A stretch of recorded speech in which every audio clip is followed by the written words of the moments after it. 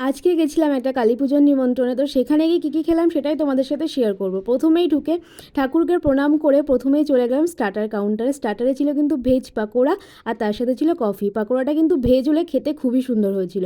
Coffee খেয়ে তারপরে চলে গেলাম মেন কোর্সে। প্রথমেই পাতা, জল আর টিস্যু দিয়ে দিল, তারপরেই কিন্তু পাতে পড়ে গেল একদম গরম গরম গোবিন্দভোগ চালের খিচুড়ি আর তার সাথে ছিল পাঁচমিশালি একটা লাবড়া।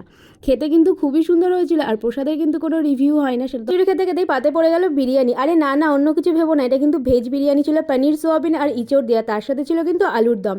পনির আর সোয়াবিনটা পেয়েছিলাম, ইঁচড়টা যেহেতু পাইনি সেই জন্য তোমাদের আর দেখাতে পারলাম না। দ্বিতীয়বার আমি ভেজ বিরিয়ানি খেলাম আর ভেজ বিরিয়ানিটা খেতেও ভীষণ সুন্দর হয়েছিল। তারপরেই পড়ে গেল পাতে আমের চাটনি আর তার সাথে ছিল পাঁপড় ভাজা। চাটনির সঙ্গে পাঁপড় ভাজা খেতে কিন্তু আমার ভীষণ ভালো লাগে, তোমাদের কার কার ভালো লাগে। আর মিষ্টির মধ্যে ছিল শেষে কিন্তু পায়েস আর তার সাথে ছিল রসগোল্লা। সব শেষে ছিল আমুলের মালাই কুলফি আইসক্রিম। তো তোমাদের ভিডিওটা কেমন লাগলো অবশ্যই জানিও, ভালো লাগলে লাইক সাবস্ক্রাইব করতে ভুলো না। টাটা।